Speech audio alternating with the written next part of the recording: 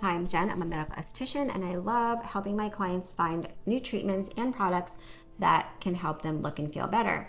So I mostly target and try and help women over 40. I'm almost 50. So today I want to talk about neck aging concerns and treatments that you can ask your esthetician for to help with your aging neck.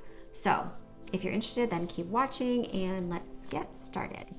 Okay, so the number one treatment that is popular right now for tightening the skin is something called RF microneedling. I'm sure you've read about it and heard about it, but RF stands for radio frequency, which is a heat, and then microneedling is little needles that penetrate the skin to help tighten the skin. So I also like RF, radio frequency, on its own to help tighten and also maybe reduce some fat. So I just think there's a lot of RF microneedling machines out there, and it really doesn't matter which one. I think it's marketing as to how they're presenting their products, but they all kind of have the same principle. And I think what's more important is who's doing the procedure. So you want to make sure that whoever's doing it has a lot of experience with different ages and different skin types and different skin colors as well. So that's really, really important. The neck's really sensitive.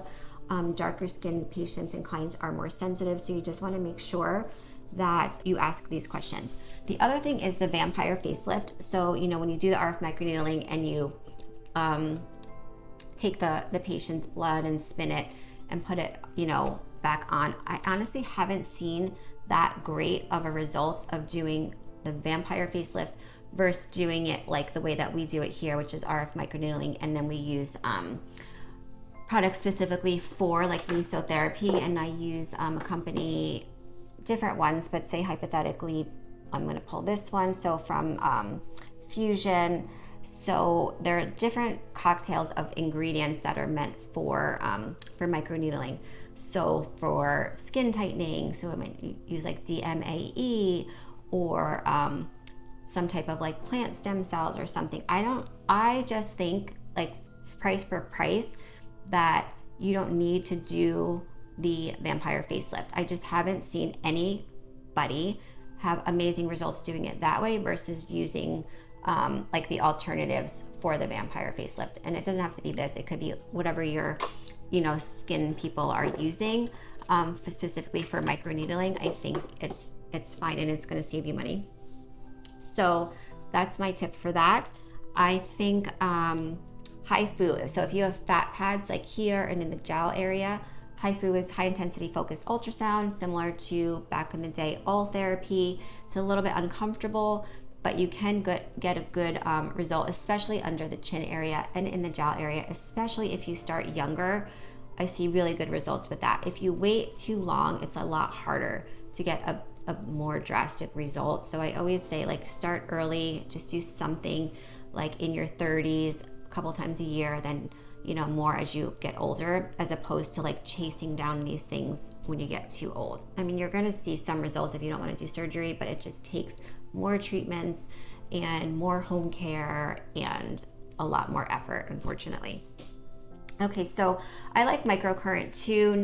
I do get some lifting from microcurrent, and you can do like a little bit in the neck as well. I see some good results with that. And I like to combine treatments as well. I think you get good results in combining, because sometimes some people respond to one treatment more than another. So sometimes like your friend might respond to one thing and you go try it and it doesn't work. That's totally normal. Like everybody, like anything else, responds to things differently.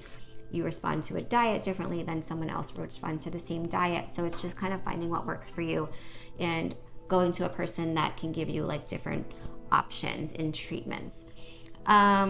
So we've gone over HIFU for fat, RF for fat, microneedling for skin tightening, RF for skin tightening. So you can also get into Botox for the neck. So I have these platysmal bands that come down. They're like the muscle that gets lax as you get older.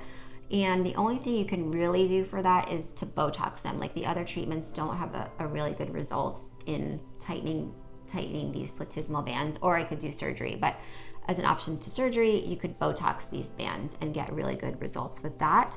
If you don't want to go full into straight Botox right away, you can do like the baby Botox. So these little devices you would fill with Botox, with some type of filler, hyaluronic product, and make any kind of cocktail, honestly, to address skin tightening or pigmentation, help with the pores, give you like a nice radiance. So these facials are called all different things, with baby Botox facial, liquid gold facial. They're pricey, but it's a good alternative, especially if you're, younger, say under 50 or even 60, to get some results with that. And you can also try filler in the neck. I haven't had a lot of clients get that, so I don't have a lot of experience with that. Also, the Clydebella injections under the neck, I've had some people do it, and it's kind of a disaster if you don't combine some type of skin tightening with a fat reduction procedure. Then it's disastrous. So I've had clients get lipo, but a long time ago get lipo when they were younger, and no skin tightening was done back then, especially, or the clients didn't want to pay maybe. So then there's so much more laxity. So you're taking the fat out, you have to address the skin at the same time. There's actually a new liposuction machine that just came out. I think I saw an article in somewhere about it. I forget what it's called. If I find it, I'll link it. But it's a lipo that takes the fat out and skin tightens at the same time. So, it takes years for people to figure these things out, but it's kind of common sense. You take out the fat, like what are you gonna do with the skin? Especially as you age, the skin's not gonna bounce back the same as if you're like in your 20s. So these are like my top choices for things that you can ask, estheticians in your area, doctors, nurses, vary state by state, of what you can ask for specifically for skin tightening for the neck. So remember, home care is really important. I think starting early is really important. I did a video on home care, but hydration is really important. Obviously, SPF is really important. But you want to keep the area super hydrated, because it's going to look worse if it's like dry and crepey. It's going to look crepey if it's dry.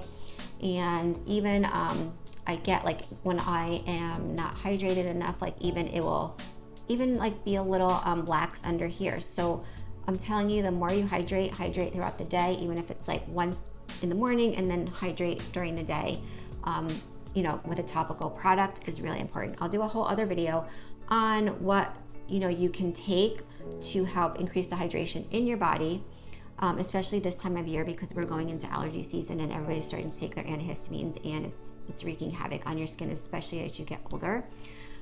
So I think at home you want to focus on a lot of massage, hydration. I talked about using gua sha stones for massage. I talked about cupping, just to help get into those little fine lines, release any tension in the neck. So the more tense it is, like it's pulling down, like you really just want to like work on massage and stimulating circulation. Anything you can do with products like that at home, even just use your hands if you don't have anything, I think that's going to help. So unfortunately, as you get older, everything takes more effort, more time. But if you want to look good and feel good about yourself, you have to put in the effort. Okay, so take the time to do home care, take the time to do treatments. I know they're can be expensive, but if it's going to make you feel better about yourself, then it can be worth it. But if you can't do treatments, then just do everything you can possibly do at home. So good luck on your skin neck tightening journey. Let me know other treatments that maybe you've tried that have worked for you. Again, not everything works the same for everybody, so I'd be interested to see if there's things that you really like that have worked. Good luck on your skin journeys, and subscribe and like the channel if you like this information. I like to post information to help my clients learn about how they can look and feel better using different products and treatments. So till next time, guys.